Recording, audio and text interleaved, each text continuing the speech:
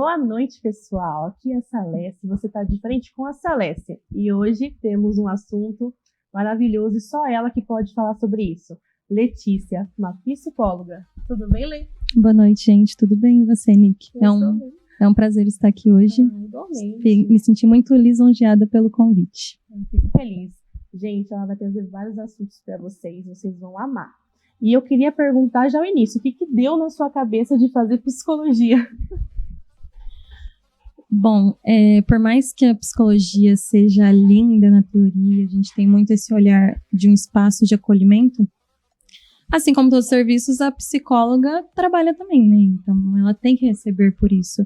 E quando eu era adolescente, eu passei por questões emocionais muito intensas que eu não sabia entender e compreender pelo que eu estava passando, exatamente por não ter acesso a essa saúde emocional digna que eu merecia. Porque, querendo ou não, o serviço da psicologia ainda não é um serviço tão acessível para todas as pessoas, tanto pela parte de saúde pública, porque a gente sabe que tem filas de espera enormes, independente da municipalidade, e foi um momento que eu percebi o quanto que era ruim precisar se cuidar sozinha, e o quanto era ruim ter que levar tudo isso e não ter rede de apoio. Porque a gente sabe que os nossos pais são nossa rede de apoio, mas nós vivemos numa sociedade onde a saúde mental, a saúde emocional não tem um espaço de fala tão grande. Até porque eu posso até te fazer uma pergunta. Eu tenho certeza que a sua mãe não deve ter passado por terapia, nem sua avó. Não, nenhuma. Enfim, é uma coisa nova, que nós, da geração X, Y, Z, temos passado. Então, a saúde emocional tem ganhado espaço agora. Então, meus pais, eles não reconheciam a devida importância e nem entendiam quanto era importante.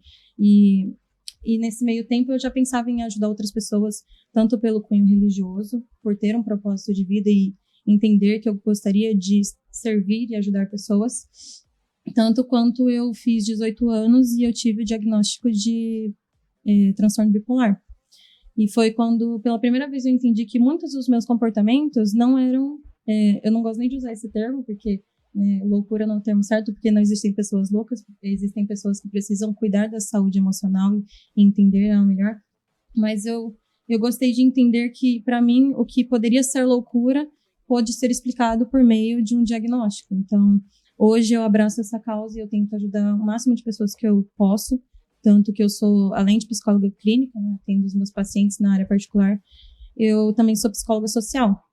Então, eu atuo num serviço de acolhimento para pessoas em situação de rua, exatamente pelo prazer, não pela questão de dinheiro, mas fazer com que essas pessoas tenham acesso a essa garantia de direitos, tanto quanto a saúde emocional, saúde pública, quanto a fazer com que elas sejam reinseridas nesse meio e quebrar esse estereótipo de que pessoas de rua são seres marginalizados. São seres humanos comuns que foram negligenciados pela família, pela sociedade, que precisam de cuidado tanto quanto a gente. É igual você tinha dito, né, Zé, pra gente. Hoje em dia não tem mais a saúde, antigamente, né, a saúde emocional. E hoje em dia é muito fácil ela, até mesmo por meio da internet, né? Só que o ponto que você falou aí da parte de bipolaridade, o que você falaria para quem tem? Primeiramente, introduzindo um pouquinho então, o transtorno bipolar é um transtorno como outros, né, que precisa ser trabalhado e cuidado, e que gera um sofrimento emocional para as pessoas que passam por isso, tanto quanto a ansiedade, quanto a depressão. Então, acho que num aspecto geral, em relação a qualquer possível diagnóstico, que não seja buscado na internet. Porque hoje a internet é uma chave tanto de coisas boas quanto ruins. Então, da mesma forma que ela pode trazer inúmeras verdades, tem coisas que ela não vai trazer precisamente como um psicólogo ou como um psiquiatra, um profissional da área da saúde mental. Então, o que eu indicaria é procurar auxílio, seja por esses profissionais, seja por outras questões.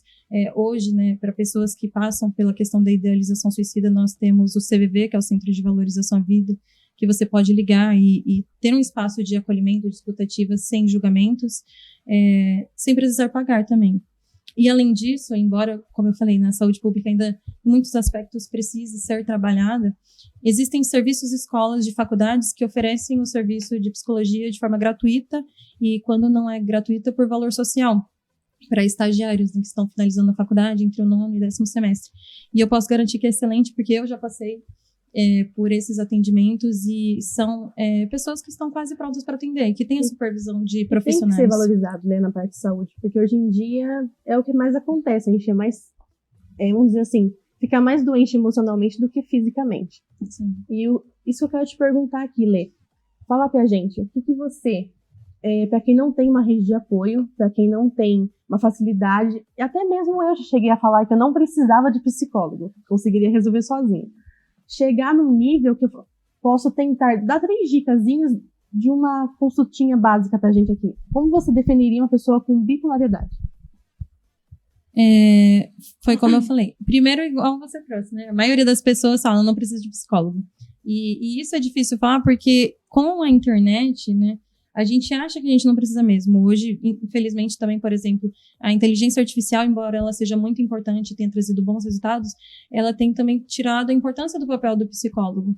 Então, nós trabalhamos com o DSM, por exemplo, assim como o médico trabalha com CID. Então, nós temos parâmetros para diagnosticar alguém. Então, é difícil eu falar para você qual seria a dica para a pessoa procurar por um diagnóstico. Literalmente, igual eu falei para você, procurar um psiquiatra e um profissional da área da saúde mental, porque ele vai saber falar com precisão. Porque senão a gente entra num campo muito de achismos, de às vezes eu estou triste e eu acho que isso pode ser depressão. Ou às vezes eu me sinto ansioso e eu acho que isso pode ser uma ansiedade generalizada. E não é. É como a gente fala do filme Divertidamente. A ansiedade é algo que é parte da gente e ela é saudável. Tanto no bom, tanto no ruim. Isso, exatamente. Tanto, por exemplo, se você vê uma cobra passando aqui, é óbvio que você fica ansioso. Só que são situações diferentes. Você percebe que a ansiedade é no sentido de proteção. A gente começa a perceber que isso está indo além quando extrapola e isso está fazendo mal para o dia a dia da pessoa. Então, talvez uma dica que eu poderia dizer não é pesquisa na internet. Mas preste atenção aos seus sinais corporais. O que você tem sentido tem tido uma intensidade grande?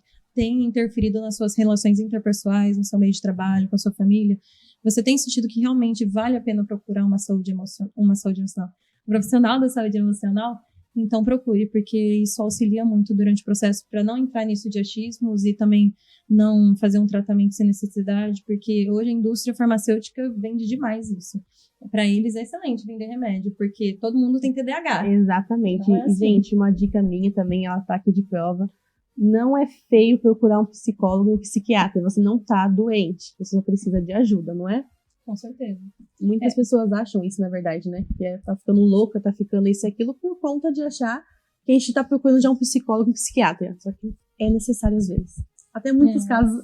Sim, e tem muitos programas de TV, muitos desenhos que fortalecem isso, né? Porque foi como eu trouxe para você. O conceito de saúde emocional e mental vem desse último século. E falar de 100 anos para uma história que tem 2.000 anos, até mais, que a gente conta em 2.000 anos, é difícil falar, porque já existia em si, né? Só que a gente não sabia diagnosticar porque era considerado algo diferente. E o algo diferente era loucura. Então, hoje a gente tenta não até trabalhar esse termo, porque é um termo pejorativo para que a pessoa não se sinta mal. Tanto que, se eu falo aqui hoje para você, eu tenho transtorno bipolar, ou se a outra pessoa fala, eu tenho borderline, eu tenho ansiedade, ela já é taxada de uma forma ruim, porque a pessoa passa a entender que o diagnóstico é a pessoa, e não é. Todos nós somos seres humanos com questões emocionais, sejam elas mais vulneráveis ou menos vulneráveis, então todos nós precisamos de cuidar. A gente fala de procurar o psicólogo hoje para se conhecer, para ter um autoconhecimento, para saber ter autocontrole sobre as suas emoções, seus comportamentos, ter uma saúde de vida emocional melhor, não só para tratar questões de loucura como era utilizado antigamente. Tanto que hoje a gente tem muito desses movimentos antimanicomiais por causa disso. Porque os manicômios, que hoje, né, são hospitais psiquiátricos, eram tratados todas as pessoas que eram diferentes das outras. Então, por exemplo, pessoas do espectro autista eram consideradas loucas porque fugia da normalidade. Mas o que é ser normal na atualidade? Hoje em dia, nada. E o que você falou, e uma pergunta muito legal, tava tendo bastante ainda questionamento na internet, não sei se você chegou a ver, sobre uma música da Maiara Maraíza, né? Borderline, né? Qual que é a diferença que você conseguiria explicar pra gente, que tá assistindo também, do borderline pro narcisista? Nós temos o que nós chamamos na psicologia, por meio do DSM, a classificação dos transtornos. Existem os tipos de transtornos de humor e os transtornos de personalidade. Os transtornos de personalidade é aquele transtorno igual daquela novela Gabriela. Eu nasci assim, eu cresci assim e eu vou morrer assim. São transtornos que você nasce, você tem a predisposição genética e o ambiente também auxilia nesse processo, mas que a pessoa já nasce e a tendência é que ela morra com aquilo. E nesse caso, o cuidado com a saúde emocional vai se tratar muito mais de cuidados paliativos. Eu vou cuidar para ter uma saúde de vida melhor, para conseguir me desenvolver melhor nos meus relacionamentos. Então, nessa perspectiva, a gente classifica os transtornos de personalidade. E aí, dentro desses transtornos de personalidade, nós temos o transtorno antissocial, que são os famosos psicopatas, que a sociedade classifica assim. Nós temos o transtorno de borderline e o transtorno narcisista. A diferença entre um e outro é que o narcisista, o foco vai ser nele, né? As emoções são centradas nele. Ele se relaciona com você entendendo que ele é o foco da relação. Então, ele vai namorar, se relacionar com alguém que faça com que ele seja importante, que ele se sinta lindo, que ele se sinta amado, que ele seja o centro das atenções. A partir do momento que ele não é mais, ele começa a desenvolver uma postura diferente com você. É diferente do borderline. O borderline, ele é muito impulsivo, né? A gente fala muito que ele tem problemas nos relacionamentos por causa disso. Ele tende a adaptar o comportamento dele, a postura dele, para viver para aquela pessoa não termine com ela. Então, a gente tem muita questão da dependência emocional por causa disso. Exemplos aí famosos que a gente pode falar é, por exemplo, a Amy Winehouse, que ela identificou um talento muito bom, que era a música, e como ela conseguiu atenção a partir daquilo, ela se desenvolveu naquilo, né? Ela conseguiu voltar algo positivo dela para agradar as pessoas. E outra característica que a gente pode falar dela também, que a gente identifica muito no transtorno borderline, é a impulsividade, por exemplo, para questões sexuais e para a questão de uso de substâncias psicoativas. Assim como a Amy Winehouse tinha a questão da dependência química, a maioria das pessoas com transtorno borderline tende a ter também essa questão. Por isso que são muito usados iguais, né? Só que às vezes não consegue identificar a diferença do um do outro. Porque um, na verdade, é mais para ele e o outro é mais para o outro, na verdade. Você falou do borderline, né? É que a gente, hoje em dia, passa muito pela parte do narcisismo. Muitas mulheres passam por isso, né? E você falou do borderline, a gente também acaba se encaixando, não que a gente precisa saber se a gente tem. Igual eu falei, não é você que está analisando nesse momento. Precisa passar por uma pessoa profissional na hora, né? Sim, é verdade. Só que a parte do narcisismo existe muito. Eu acho que tá no dia a dia. E muitas mulheres se sentem culpadas por estar no relacionamento desses. Você, assim, não como psicóloga, como mulher, o que você falaria para uma pessoa acordar um pouco disso? É que, igual você falou, existe muito narcisismo na nossa sociedade. É importante primeiro a gente diferenciar, porque existem pessoas egocêntricas, e isso vai existir em todo lugar, e a pessoa pode usar disso a favor dela na relação. O transtorno narcisista não, faz parte de quem ele é, da essência dele. Ele não consegue mudar aquilo. O egocentrismo a pessoa consegue. Às vezes eu tô sendo egocêntrica com você, mas com a sua mãe eu não sou. Então é bom a pessoa perceber durante o relacionamento ou amizades, né, se isso está sendo frequente. Isso, exatamente. É um padrão de comportamento. E o narcisista pode trazer inúmeras sequelas nas relações, porque a pessoa passa a se entender como errada da relação, né? E eu acho que talvez uma dica para pessoas assim é igual eu falei, entender sobre o transtorno. Nós falamos na psicologia de psicoeducação. Buscar entender sobre o transtorno por meios confiáveis, como eu falei, o DSM-5, ele tem disponível para compra na internet. É um documento utilizado pelos psicólogos, mas que as pessoas podem ter acesso para conhecer os transtornos mentais. Então, por meio da psicoeducação, conhecer sobre para você se precaver de não viver aquilo. Mas igual você trouxe da música da Maiara e Maraíza.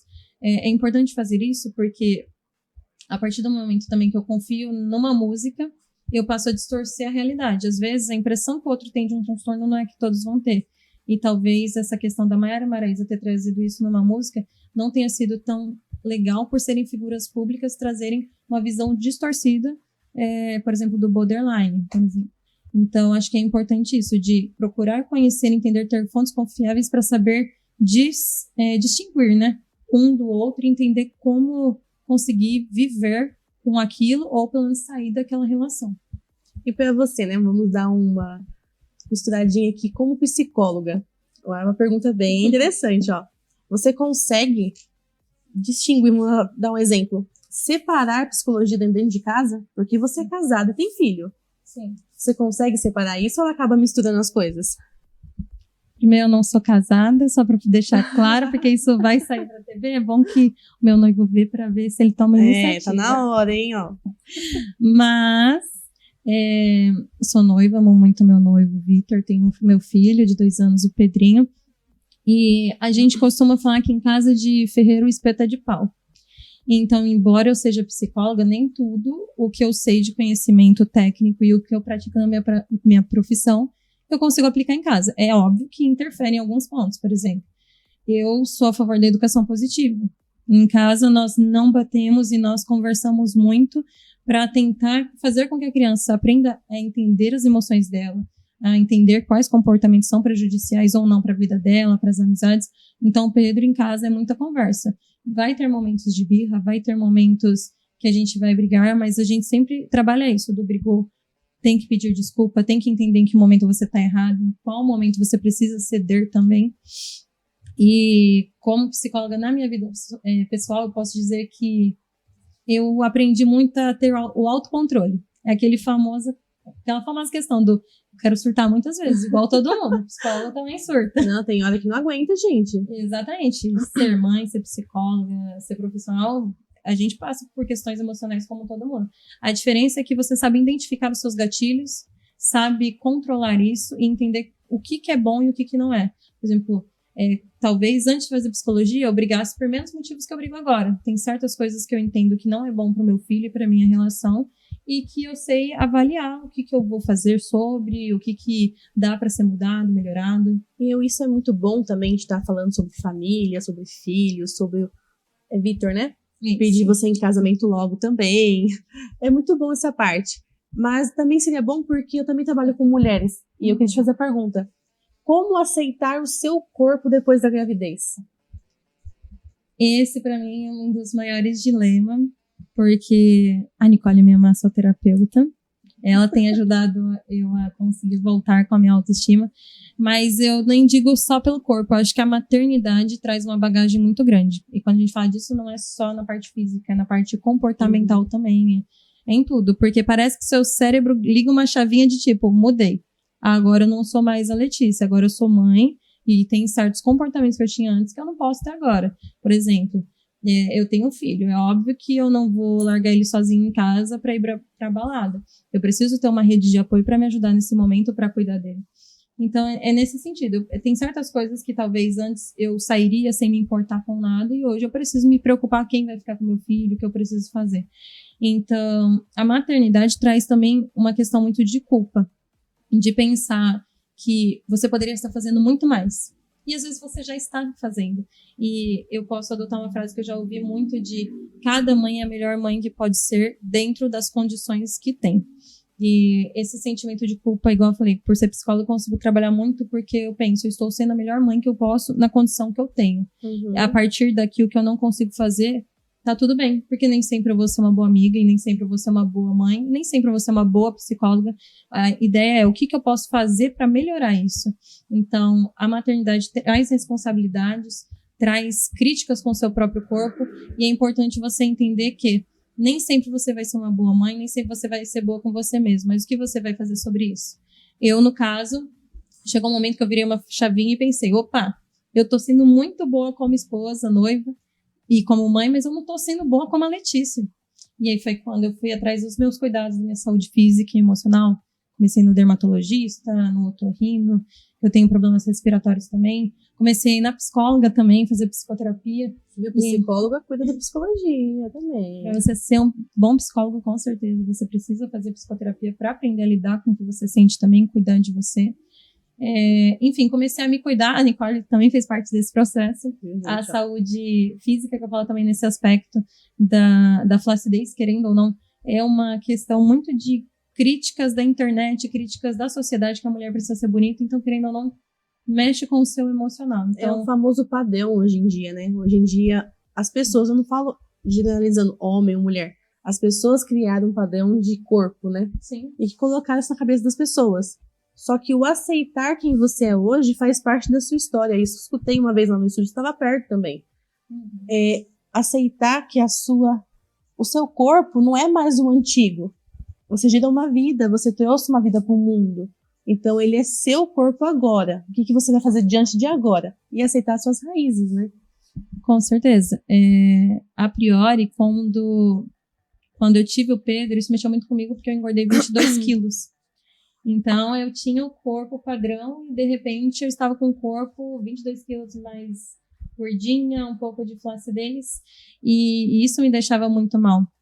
Só que eu acho que também aí é importante não só de cuidar da sua saúde emocional, mas de ter um parceiro do seu lado que te apoie. Porque o Vitor sempre foi minha rede de apoio. Toda vez que eu pensava, eu falei, nossa, não sou bonita hoje, eu tô feia, gravidez acabou comigo, ele falava, quando você vê essa marquinha na sua barriga, lembra que foi por causa que nós estamos com um tesouro aqui hoje. Então, você não tá feia, você está com o corpo de uma mãe, que também precisa de cuidados, mas foi igual você falou, é aprender a se aceitar, não aceitar padrões da internet, da sociedade. O seu corpo é único, ele é bonito do jeito que é, e não importa se ele vai voltar a ser 100% ou não. É aquela famosa frase do, eu quero ter um corpo para ir pra praia, então tem um corpo e vá. Exatamente. Então, uma coisa que eu falo também, para quem não tem uma rede de apoio, é não escutar a opinião alheia, né? E também saber o que você quer. Mãe, ninguém nasce sabendo, não é? Quantos anos você tem? Eu tenho 25. 25, mãe, quase casada. Espero que o Vitor tenha assistido esse vídeo aqui. E peço você em casamento. E assim, quase casada, mãe, tem a sua própria casa e sua profissão. Como que você não surtou ainda? Eu me pergunto isso todos os dias. Porque você lidar com tudo isso, estaria surtando. Ai, riso de nervoso. Sim, todas as mães pensam isso, né? Às vezes, por exemplo, não é normalizando, porque eu não acho que a postura deste personagem era adequada, mas vamos trazer aqui num sentido de análise. Todo mundo falava que a Rochelle tinha uma postura de, nossa, ela brigava muito com os filhos, mas chega um momento que você simplesmente estoura. E daí a importância de ter o autocontrole. Porque é difícil, parece aqueles circo onde tem aqueles números dos malabares de vários pratos.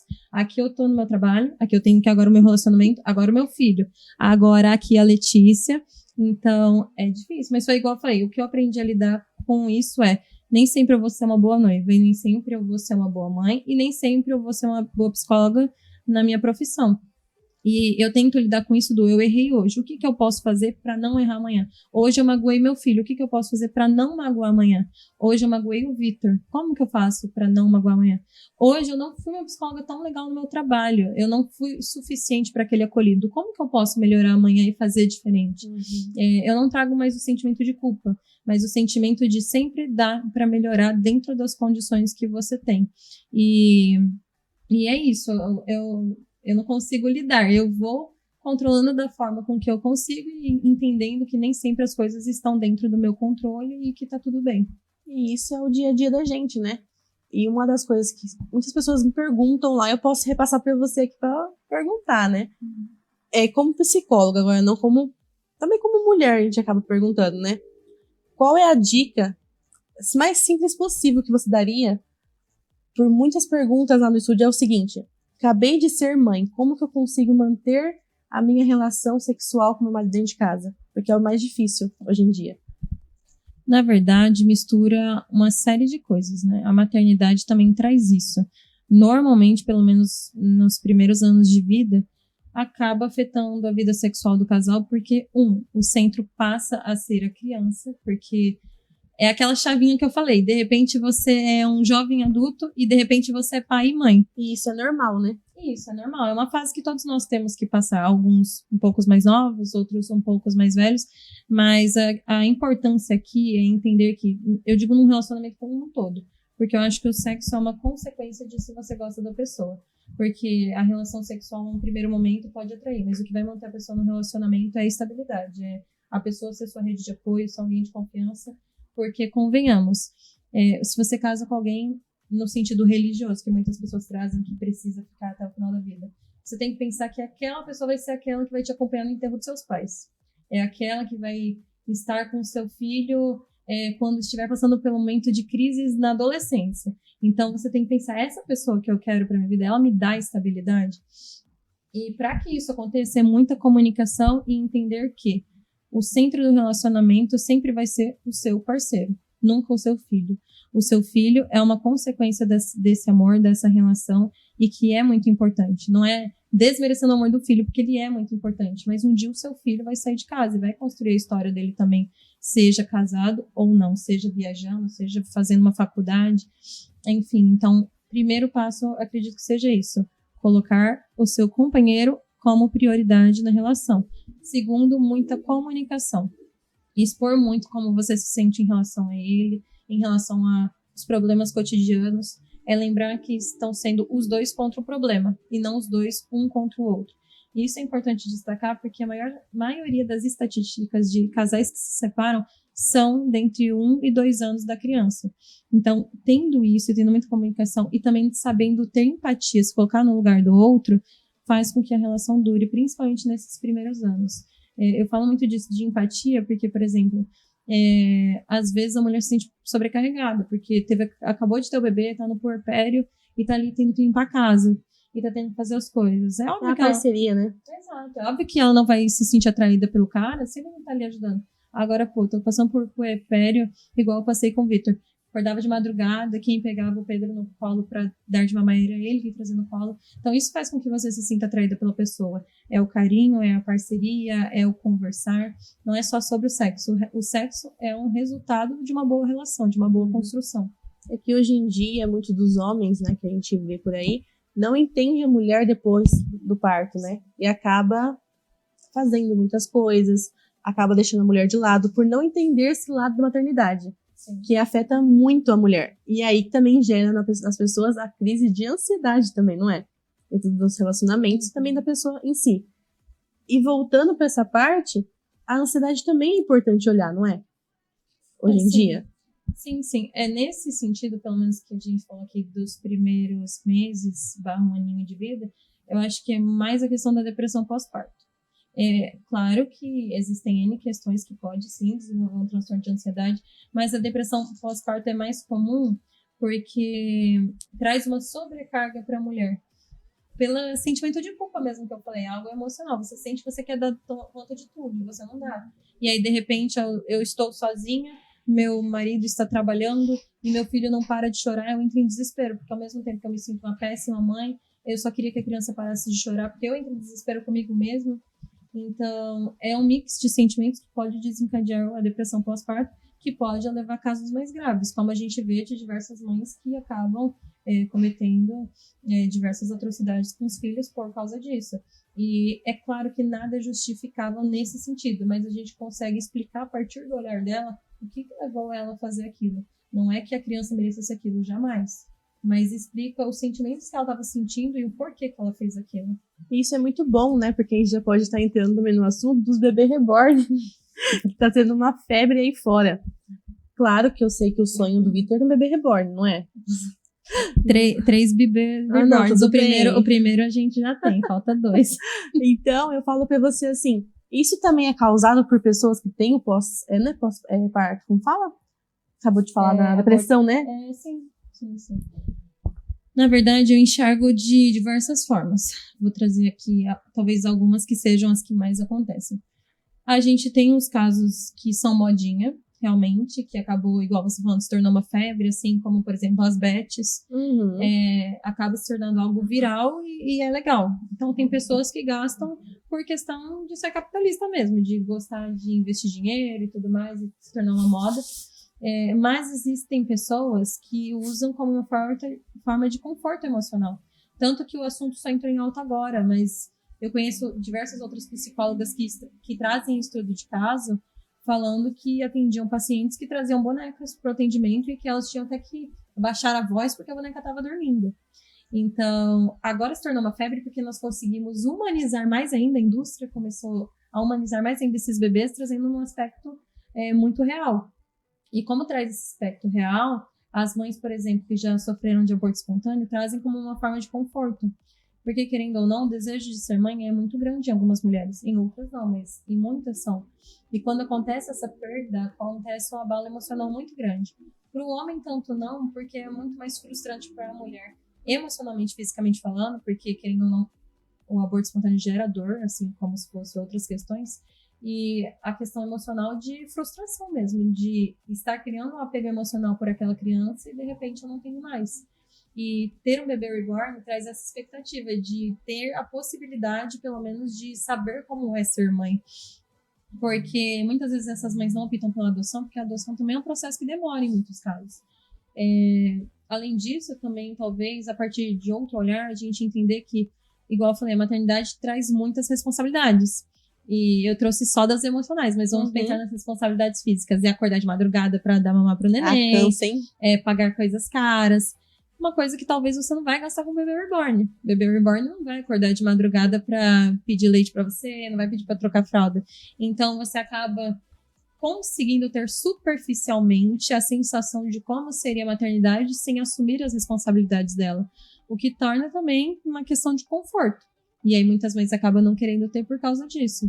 Então, a partir de ambos olhares, as pessoas que estão à volta dessa pessoa, eu diria que, embora você deva dar suporte emocional para ela de acolher a dor dela, suporte também é procurar ajuda. É avaliar e saber até que ponto aquilo está sendo saudável e aquilo não está sendo. Você acha que essas indústrias que fizeram as bebês reborns, eles já pensavam, né, que ia atingir as mães, ou era mais para capitalização de venda de boneca infantil? É igual eu falei, a criação de bonecas em geral já traz essa perspectiva da maternidade.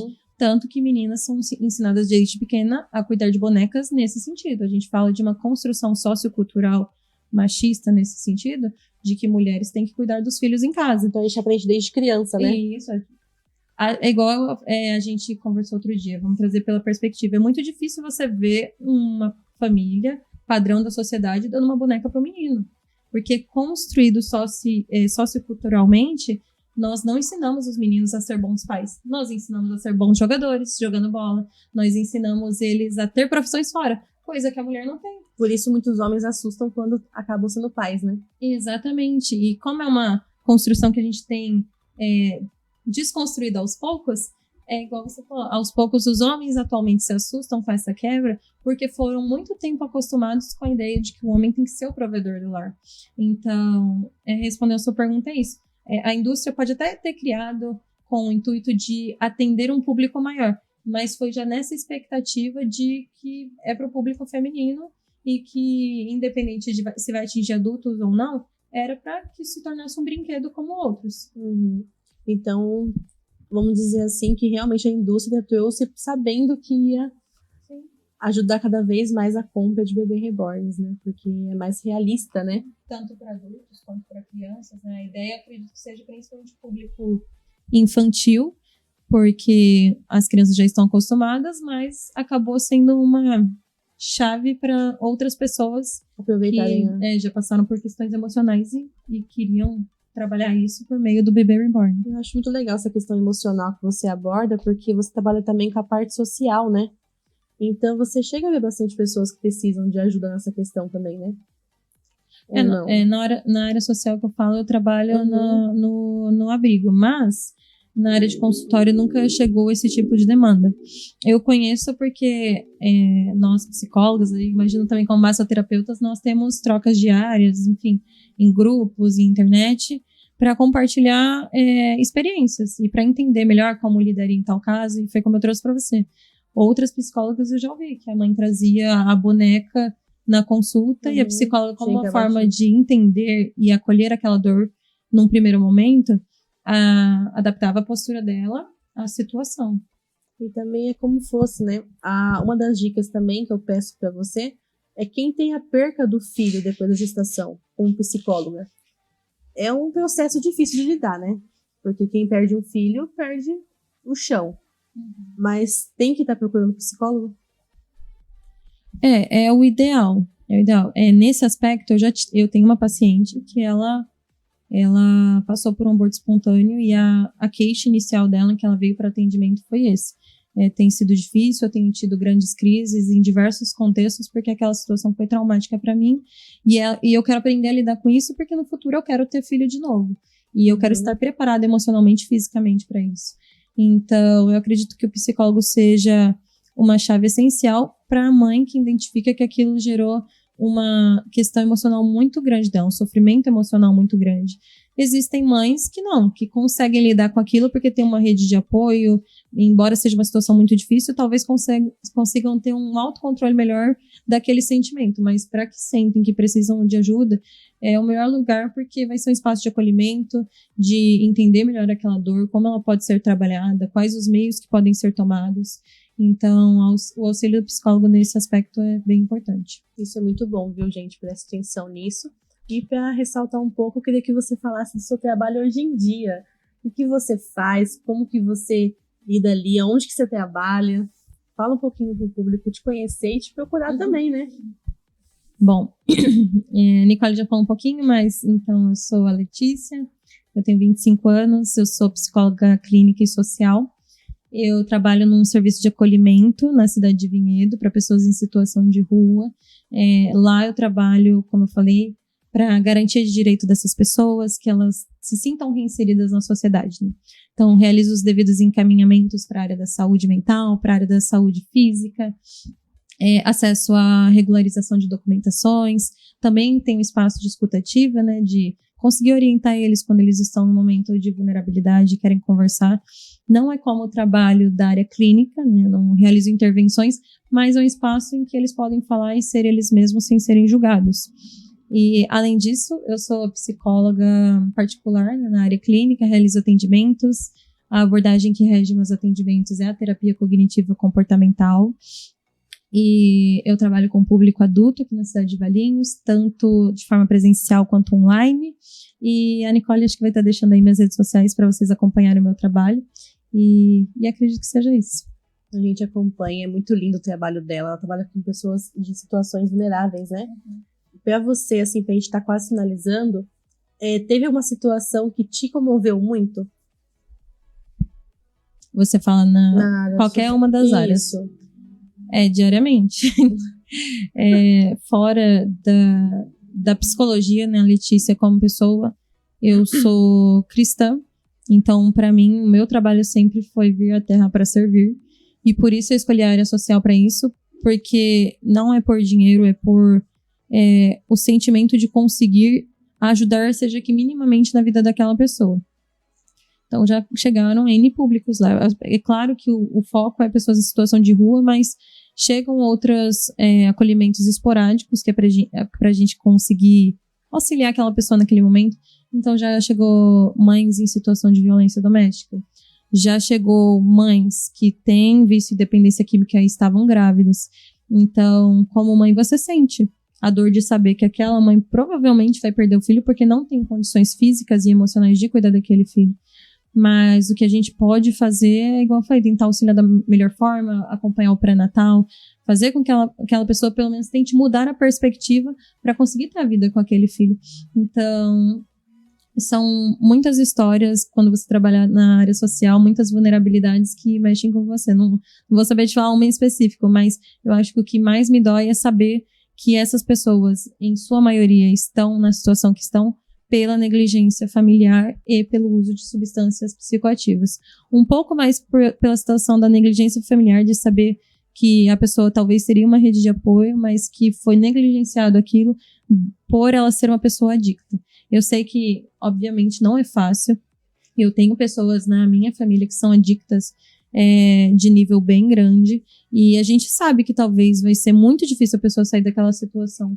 Porém, só o fato de você acolher, saber que ela está ali e tentar dar um abraço e falar, estou aqui para te ajudar independente da situação, eu acho que isso é de extrema importância para a pessoa ter aquela virada de chave de eu preciso talvez mudar minha vida, tomar novas decisões, sejam elas quais forem.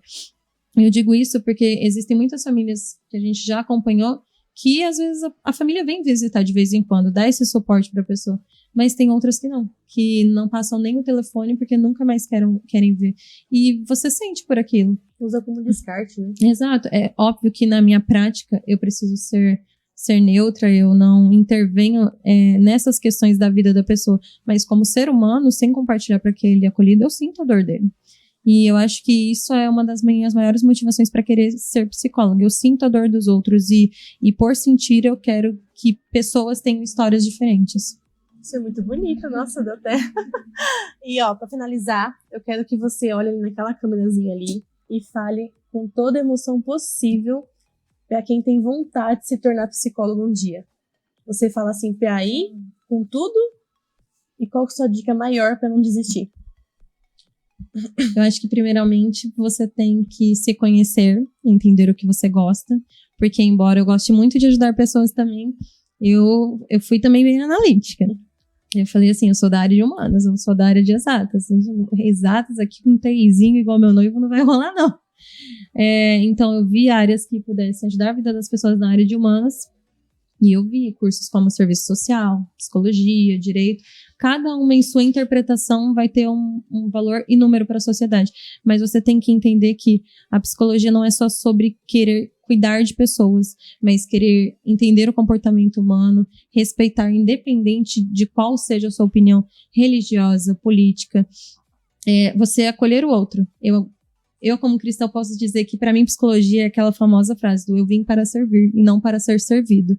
Não é sobre mim, é sobre o outro. E, para mim, escutar a história de outras pessoas e saber que eu posso fazer parte do processo de melhoria da qualidade de vida dessas pessoas é sensacional. E se você se sente assim, você também deveria seguir a mesma área profissional. Obrigada, Lê, por ter vindo. Fico Obrigada. muito feliz pelo convite ter aceitado, por ter vindo, né? E é isso, gente. Muito obrigada por ter assistido e uma ótima noite a todos e acompanhem cada vez mais, viu?